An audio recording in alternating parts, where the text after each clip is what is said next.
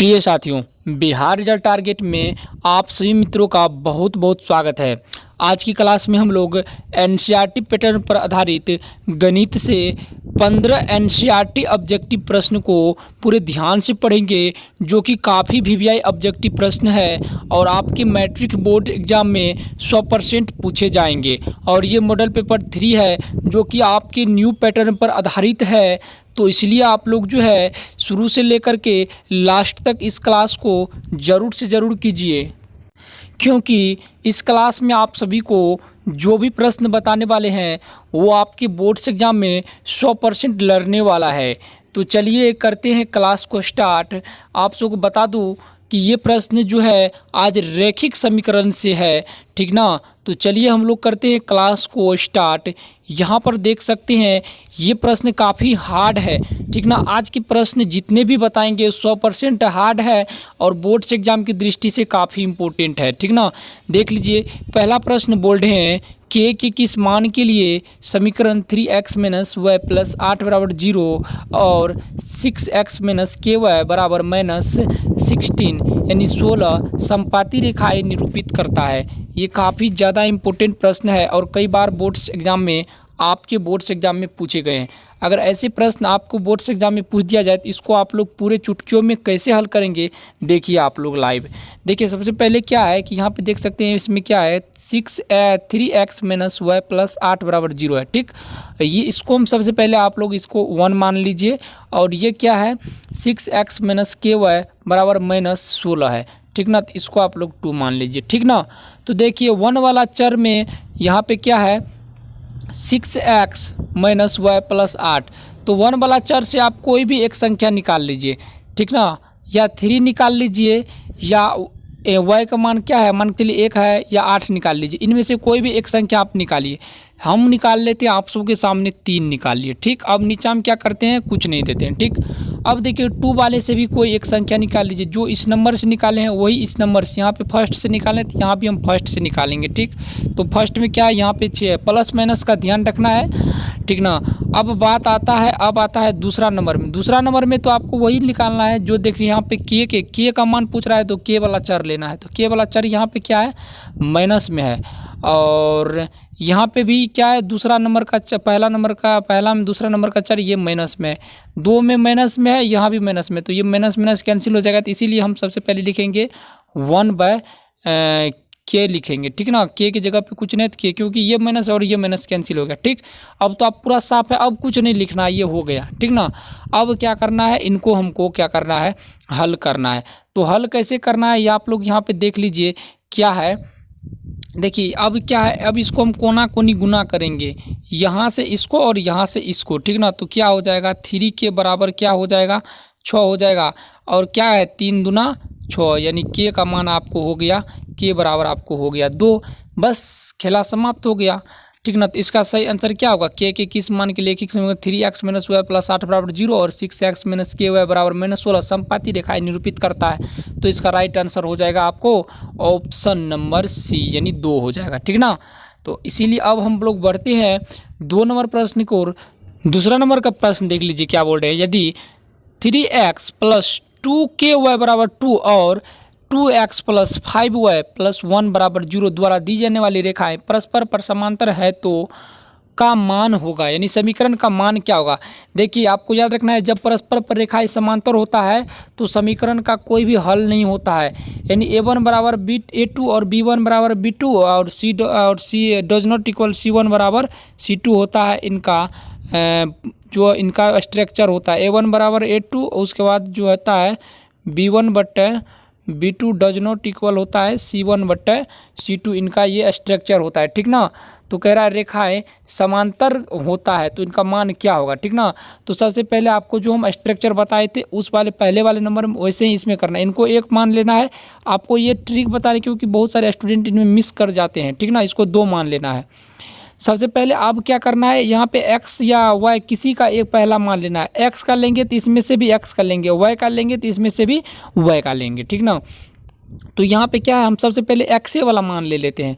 तो x वाला ले लेंगे तो हमको क्या लिखना है, x का 3 है, ठीक ना। और यहाँ पे भी x का मान क्या है, ये 2 में क्या है 2 है। तो इसको क्या करेंगे हम नीचे में लिख देंगे, ठीक ना। अब बराबर नहीं का चिन्ह दे देंगे क्योंकि डज नॉट इक्वल समांतर रेखाएं है यहाँ पे। अब हमको के बराबर तो निकालना है क्योंकि के का ही मान यहाँ पे पूछ रहा है। तो के का मान क्या देना है हमको 2k, यानी के का मान हमको क्या देना है 2k देना है के का मान। तो चलिए हम इनको जो है 2k निकाल लेते हैं सबसे पहले। 1 मिनट आप वेट कीजिए। देखिए अब इनको हम देंगे 2k, तो 2k में हमको क्या देना है 2k। अब बट्टे क्या देना है हमको, यहाँ पे y वाला चर में k है तो यहाँ पे भी y वाला चर में क्या है 5 है। तो यहाँ पे हम साफ साफ लिख देंगे 3/2 डज नॉट इक्वल, पेन नहीं है 2-3 रोज के बाद पेन से ही आपका क्लास होगा, बट्टे हो जाएगा 5 यानी 2k, यानी 2k बट्टे। तो अब इनको क्या करेंगे हम क्रॉस गुना करेंगे, इससे इसको करेंगे और इससे इसको करेंगे।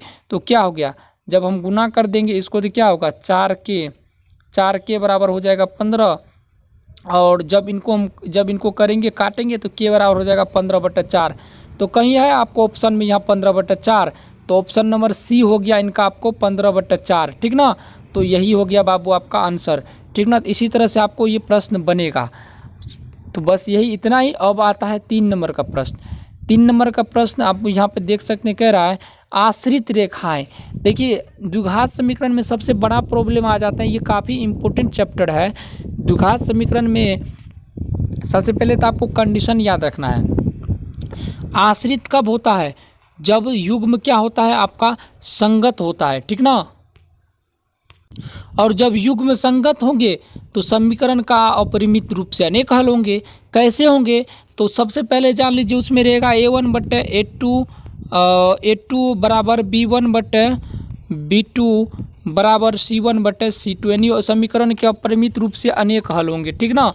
जब ये रेखिक समीकरण आश्रित होगा तो युग्म संगत होगा, युग्म संगत होगा तो क्या होगा, इसी का रूप है तो समीकरण का अपरिमित रूप से अनेक हल होगा। तो यहाँ पे एक समीकरण पहला दिया हुआ है, तो दूसरा समीकरण पूछ रहा है क्या होगा। ये आपके बोर्ड्स एग्जाम में कई बार पूछे गए प्रश्न है, तो इन प्रश्नों को आप लोग ध्यान से पढ़िए। तो देख लीजिए, सबसे पहले हम इनको हल करते हैं। इसके लिए सबसे पहले हमको क्या करना होगा, यहाँ पे तो पहला समीकरण हमको दिया हुआ है और दूसरा समीकरण, तो चलिए हम फटाफट दूसरा समीकरण को याद करते हैं। तो इसका जो सबसे पहले कंडीशन आपको हम बताए थे a1/a2 और b1/b2 बराबर c1/c2, जब आश्रित होगा तो अपरिमित रूप से अनेक होगा, तो इसको एक मान लेना है, ठीक। अब आपको क्या करना है, जब ऐसा प्रश्न आए बोर्ड्स एग्जाम में तो आपको मन ही मन आपको जो है इनको हल करना है, ठीक ना। तो मन ही मन इसको कैसे हल करेंगे हम, सबसे पहले आपको क्या करना है, ऐसे प्रश्न के लिए यहाँ पे ऐसे क्या करना है 1 2 3 दे देना है, ठीक।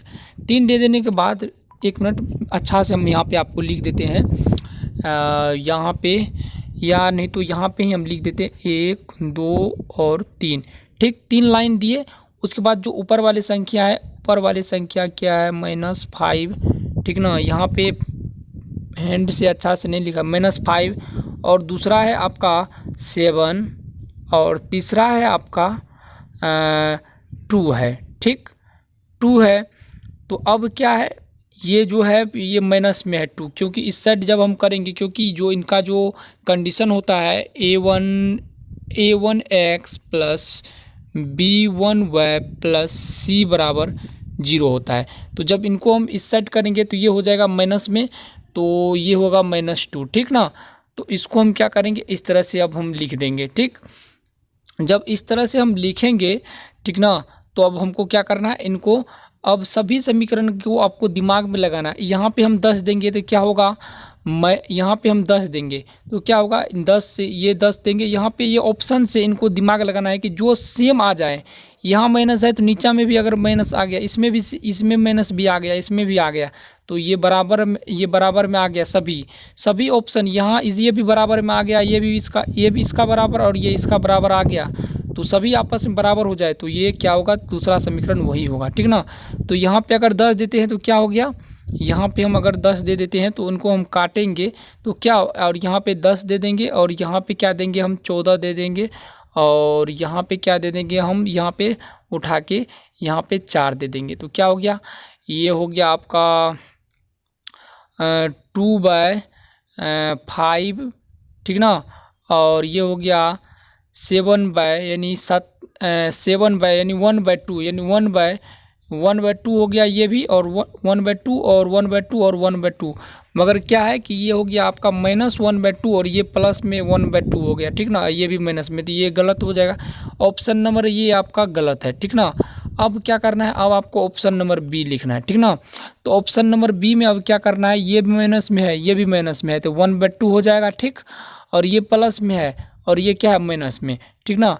और ये माइनस में है और ये प्लस में है, तो सबसे पहले तो आप लोग यहाँ मान लीजिए कि ऑप्शन नंबर बी भी आपका गलत है, ठीक ना। अब आता है option number C. Option number C, ये माइनस में, ये माइनस में, ठीक। और ये प्लस में, ये प्लस में, ठीक। बट लेकिन ये माइनस में है, इस साइड आएगा तो माइनस में आएगा, ये प्लस में है, तो ये भी ऑप्शन नंबर सी भी आपका गलत है। और ऑप्शन नंबर डी आपका सही हो जाएगा। कैसे हो जाएगा, तो देख लीजिए। सबसे पहले हम इनको इस साइड करेंगे, ठीक ना।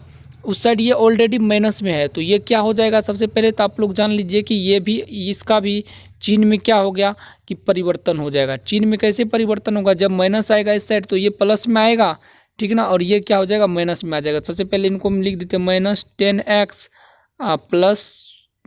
प्लस आपका हो जाएगा 14y प्लस आपका हो जाएगा +4 हो जाएगा, ठीक। तो जब हम इनको माइनस, ये इधर आएगा तो ये -4, तो इनसे हम क्या करेंगे, तो ये ऑप्शन, ये और यहाँ भी, यहाँ माइनस में आ जाएगा और यहाँ माइनस में, ठीक ना। तो इससे हम गुना करेंगे तो वही बात हो जाएगा, तो ये माइनस में आ जाएगा, ठीक ना। तो ये आपका डी नंबर ऑप्शन हो क्या हो जाएगा, राइट। इस तरह से आप लोग जो है इनको हल कर सकते हैं, ठीक ना। तो अब आता है आपका चौथा नंबर का प्रश्न। उसी तरह ये 4 नंबर का प्रश्न भी आपके बोर्ड एग्जाम की दृष्टि से काफ़ी इंपॉर्टेंट है और ये क्वेश्चन 100% पूछे जाएंगे, ठीक ना। तो इस प्रश्न को आप लोग ध्यान से देखिए। बोल रहा है एक अद्वितीय हल x = 2 और y = -3 वाले समीकरण का एक युग्म है, ठीक ना। तो यहाँ पे 4 समीकरण दिया हुआ है और ये किसका युग्म है, ठीक ना। तो युग्म कैसे हम जानेंगे कि इसका युग्म कौन है, तो जब इसके बराबर, जब हम यहाँ पे 2 समीकरण है, x + y = -1 है और 2x - 3y = -5 है, ठीक ना। तो जब इसका मान, जब यहाँ पे x और y का मान रखेंगे और इसका मान, और जब नीचे में x और y का मान, इसका मान दोनों बराबर हो जाए, सेम उसी तरह सभी समीकरण का में x और y का मान रखने पर जब बराबर हो जाए, जिसमें जो बराबर हो जाएगा तो वो हो जाएगा इस समीकरण का युग्म। सबसे पहले अद्वितीय हल के लिए एक कंडीशन होता है समीकरण का, a1/a2 बराबर नहीं होता है b1/b2। ये आपका क्या होता है, कंडीशन होता है, ठीक ना।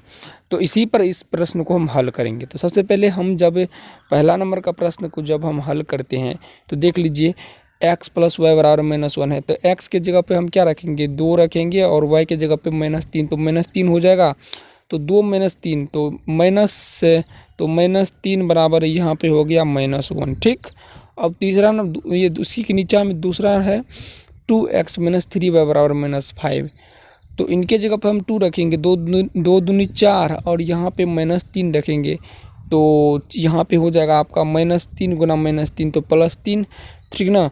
तो 2 दूना 4, तो ये संतुष्ट नहीं करता है क्योंकि इसमें 3 × 9 -7 यहाँ पे 9 × 2 = 11 -5, क्योंकि ये बराबर नहीं होता। जहाँ यहाँ पे माइनस जिस तरह से यहाँ पे -3 -2 होगा, यहाँ पे -2 बराबर -1 बराबर -1 हो गया। इसी तरह यहाँ पे अगर -1 बराबर -1 हो जाता तो ये बराबर हो जाता, ठीक ना। तो चलिए अब दूसरा नंबर में हम मान रखते हैं इसी तरह, तो 2x, ठीक ना, 2 दूना 4 हो जाएगा, यानी तो इस तरह हम इसको रखेंगे 2/4 बराबर यहाँ पे देंगे 5/4, यानी 5/4, तो ये क्या है 5/4 10 क्या है, इसको जब हम काटेंगे तो 1/2 हो जाएगा, यानी बराबर है। तो इसमें हमको बराबर नहीं होना चाहिए दोनों, ठीक ना। तो ये भी आपका 2 नंबर का भी आपका क्या हो गया, ये 2 नंबर का भी आपका नहीं हुआ, ठीक। इसी तरह अब आता है तीसरे नंबर के प्रश्न। तीसरा नंबर के प्रश्न आते हैं, तीसरा नंबर में क्या आंसर होता है, यहाँ पे 2x - y = 1, तो 2 दूना 4 -3, तो 4 -3 बराबर हो गया आपका, इधर 1 है इधर 1 है, 1 बराबर 1, ये तो संतुष्ट करता है 1 का। अब दूसरा को भी हम जांच कर लेते हैं, 3 दूनी 6 माइनस, अगर 3 दूना 6, तो यहाँ पे माइनस हो जाएगा, 6 - 6 यानी बराबर 0, क्योंकि यहाँ पे 1 है और यहाँ पे 0 है, तो इसीलिए ये भी संतुष्ट नहीं करता है। अब चौथा नंबर के प्रश्न को हम देखेंगे किस तरह से ये संतुष्ट करता है। इस तरह के प्रश्नों को हम डिफिनिट, यही 4 नंबर का ही ऑप्शन होगा आपका राइट, ठीक ना। तो डिफिनिट, क्योंकि वीडियो लंबा हो रही है इसीलिए आपको जो है हम बता रहे हैं कि डिफिनिट यही प्रश्न होगा आपका राइट, ऑप्शन नंबर डी इसका सही हो जाएगा। ये जो है संतुष्ट करेगा, ये बराबर 0 है, यहाँ भी 0 ही निकलेगा, ठीक ना। तो अब आता है ये 5वां नंबर के प्रश्न। 5वां नंबर के प्रश्न आपके बोर्ड्स एग्जाम में कई बार पूछे गए। यदि समीकरण x बराबर a और y बराबर b, समीकरणों x - 2 और x + y बराबर 4 है तो a और b का मान क्या होगा, ठीक ना। तो यहाँ पे 4 ऑप्शन है, b में 3 और 5, a में 3 और 5, यहाँ पे b हो गया है, तो b में 5 और 3, और c में 3 और 1, और d में -1 और -3। तो चलिए इन प्रश्नों को कैसे हल करेंगे, देखिए इसी प्रश्न को। तो यहाँ पे जो दिया हुआ है, यानी यदि समीकरण x बराबर a और y बराबर b, समीकरणों x - y बराबर 2 और x + y बराबर 4 का हल है तो a और b का मान निकाले, यहाँ पे हमको बोला जा रहा है। तो इसको हम किस तरह से संतुष्ट करेंगे आप लोग यहाँ पे देखिए। तो इसको जब हम संतुष्ट करेंगे तो यहाँ पे आ जाएगा, सबसे पहले तो इसको हम यहाँ पे क्या करते हैं, x और x बराबर a है और y बराबर b दिया हुआ है, तो हम x और y की जगह पे a और b का मान रखेंगे। तो इसको हम a और -b बराबर हो जाएगा 2, क्योंकि x बराबर a है और y बराबर b दिया हुआ है, तो x की जगह a रखेंगे और y की जगह पे क्या रखेंगे, b रखेंगे, ठीक ना। तो इसी तरह दूसरा समीकरण है x + y बराबर 4, तो हो जाएगा a + b बराबर आपका 4 हो जाएगा, ठीक ना। तो इसको जब हम हल करेंगे तो हो जाएगा, ये कट जाएगा और यहाँ पे हो जाएगा -2b बराबर आपका हो जाएगा -2, तो माइनस कट के यहाँ b बराबर हो जाएगा आपका 1, तो b बराबर 1 किसी भी समीकरण में आप अगर रख देते हैं b बराबर 1, तो किसी भी इक्वेशन रख देंगे, यहाँ पे 1 रख देंगे तो उस साइड जाएगा, तो क्या हो जाएगा, माइनस है यहाँ पे, तो उस साइड जाएगा तो प्लस हो जाएगा, यानी 3। तो आपका हो जाएगा, यानी a का वैल्यू हो जाएगा आपका 3 और b का वैल्यू हो जाएगा 1, तो 3 और 1 है किसी में, तो ऑप्शन नंबर इनका c हो जाएगा आपका राइट, 3 और 1, ठीक ना। इसी तरह अब बढ़ते हैं 6 नंबर प्रश्न। 6 नंबर के प्रश्न आप सभी के सामने आप लोग देख सकते हैं। यदि a1/a2 बराबर b1/b2 बराबर नहीं c1/c, तो समीकरण का युग्म क्या होगा। तो समीकरण का युग्म जब होगा तो ये इसका कोई भी हल नहीं होगा, तो कोई भी हल नहीं होगा तो युग्म क्या होगा इसका। तो यहाँ पे क्या हो जाएगा, समीकरण का युग्म क्या होगा, तो ये जिसका कोई भी हल नहीं होता तो रेखा समांतर होता है, युग्म असंगत और विरोधी होता है, ऑप्शन नंबर बी इनका राइट हो जाएगा। इस तरह के अगर सवाल आए तो युग्म असंगत होगा और इसका असंगत या विरोधी होगा, ठीक ना। ऐसे ही समीकरण जिसका कोई हल नहीं होता वो उसका युग्म असंगत या विरोधी होता है, ऑप्शन नंबर बी इनका राइट हो जाएगा। और ये सी नंबर का जो ऑप्शन नंबर आप देख रहे हैं ये हो जाएगा जिसका रेखा, ठीक ना। अब देखिए जिसका अनेक हल होता है, परिमित रूप से a1 बराबर a2 बराबर b1/b2 बराबर c1/c2, तो उसका रेखा उसका आश्रित होता है और संगत होता है, ठीक ना। तो आज की वीडियो में सिर्फ हम 7 प्रश्नों को देखे हैं, ठीक ना। तो नेक्स्ट वीडियो में, क्योंकि वीडियो बहुत लंबी होगी, तो नेक्स्ट वीडियो में हम कोशिश करेंगे कि आपको जो है 8 और प्रश्न बताने का। तो आप लोग इसीलिए चैनल को सब्सक्राइब कर लीजिए, नए पर हैं तो आप लोग चैनल को ज़रूर सब्सक्राइब कर लीजिए। थैंक्स। अपना जवाब ज़रूर से कमेंट बताइए, अपना सेटिस्फाइड क्वेश्चन का जवाब, ठीक ना।